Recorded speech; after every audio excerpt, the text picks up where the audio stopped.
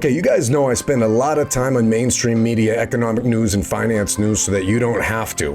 And in that process, sometimes I get a little bit kind of tainted when I see the obvious shilling of some of these articles. Now, this one that I came across today, posted by CNBC, really stuck in my craw, so I went in and dove in and wanted to do a little bit of research on the video behind it. Now, so wait till the end of this video for the big reveal on just like level 10 shilling at its finest. I mean, which is, they should be disgusted for themselves, honestly. But I digress. I was gonna do a 1-minute video, but this one's just gonna go too deep. So let's just dive right into it. Check it out. If you're brewing something hot or bubbling for something cold, this company wants to satisfy your liquid craving. Can they also quench investor thirst for a bankable beverage? I don't know.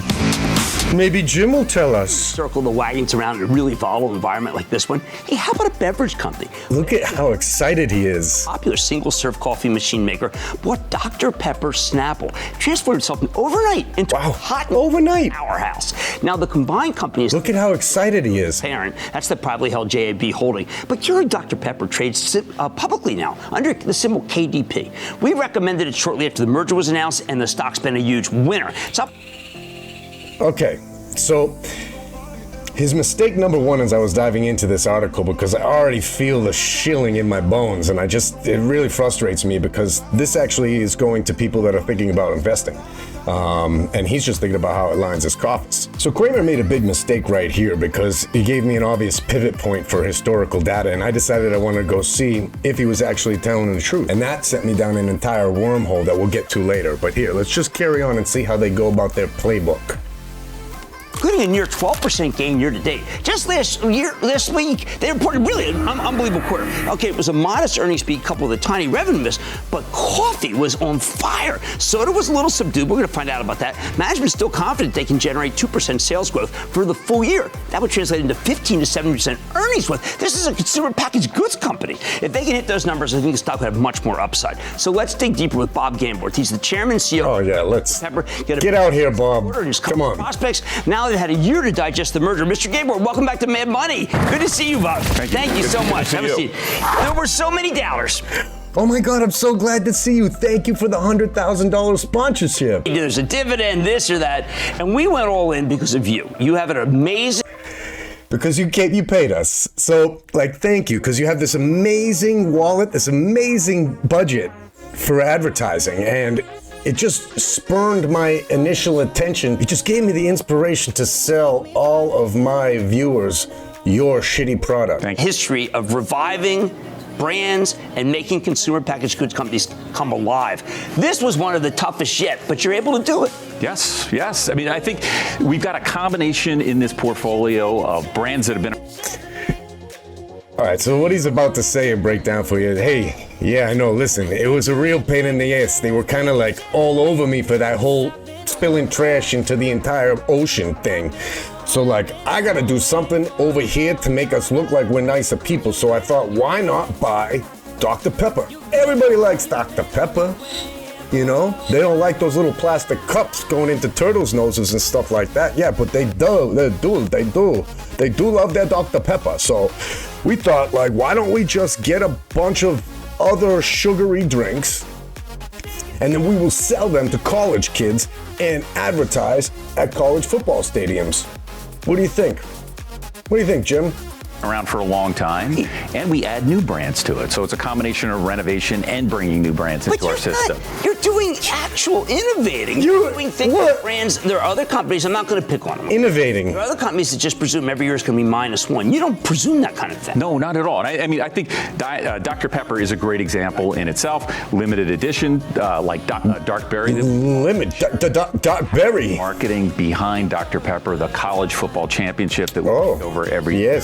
That drives growth in Dr. Pepper. That grows the pepper. Canada Dry Ginger Ale. We've got about a 70 share of the ginger ale market. Canada Dry grew double-digit volume last year. I found it to be unbelievable. And you're adding also. Oh, my God. Does this mean I get a bonus next year? sorts of different flavors, and people love them. Canada Dry with lemonade was one that we introduced last year that was part of that growth. Well, that's amazing. Now, Wow, what we did was we basically took like two totally different drinks and just like mixed them together and made bubbly lemonade. Can you believe that? People liked it, and it had twice as much sugar. incredible thing about it, I love the soda, but how many households is this in? We are now in 28 million American households. It's one-fifth. Up 20% over the past. Oh my God, if only Elon Musk could get that many people on Twitter to advertise as you guys are amazing. Whoa, 28 million homes. That means they're programmed to use your single-use item and they can't use any other product other than you, so you got them hooked. That's amazing.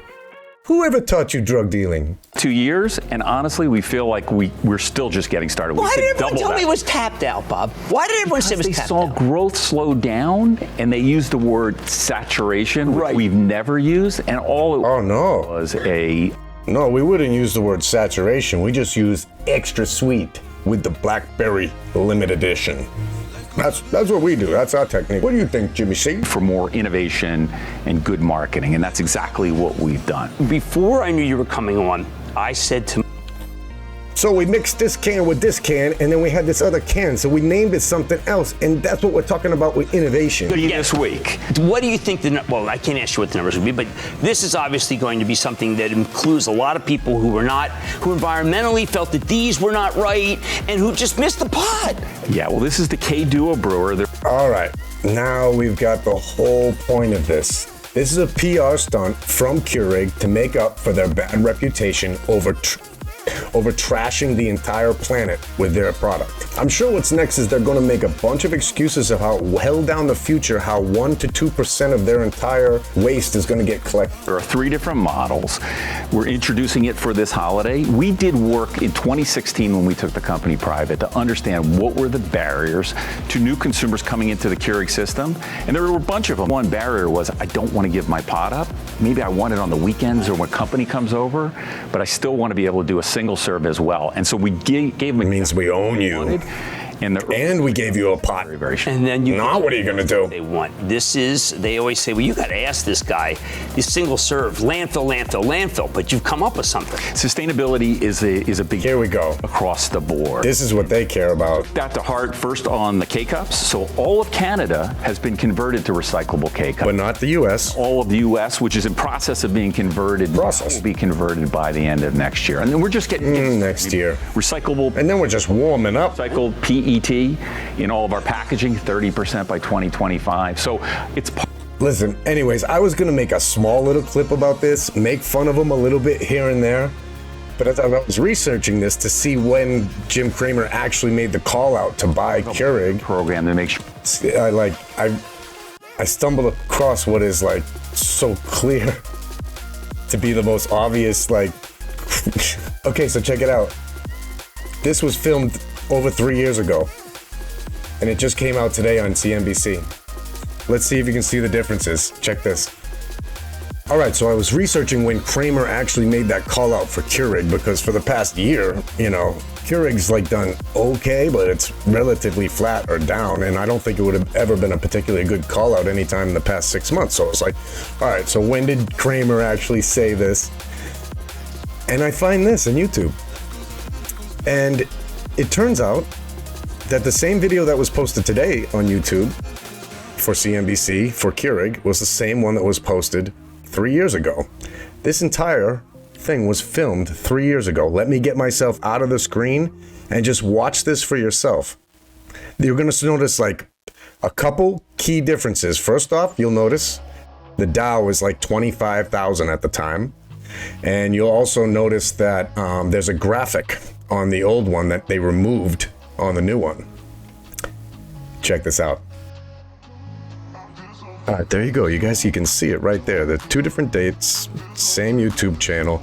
I'm going to try to play them. The one on the left is 1 second later than the one on the right. I'm going to start with the one on the right, see if I can get this to play for us in sync so you can see how it is.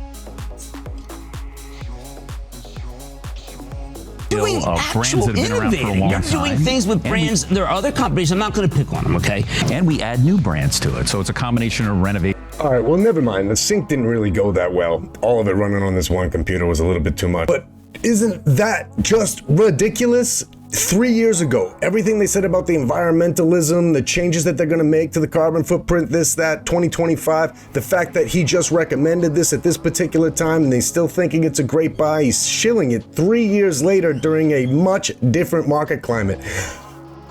How much worse can it get? So you've got the screenshot there. I'll put the link in there if you want to sync them up yourself and see how literally exact they are other than the graphics. And yeah, I mean, what more is there to say? This is what we're faced with every single day. We're getting nothing but shills selling us something. The only people that we can really believe in are the ones that are working together with you to advance your portfolio and help you make money. And old Jimmy C already has his technique right here, and it ain't from you. All right, that's it for today, people. Peace.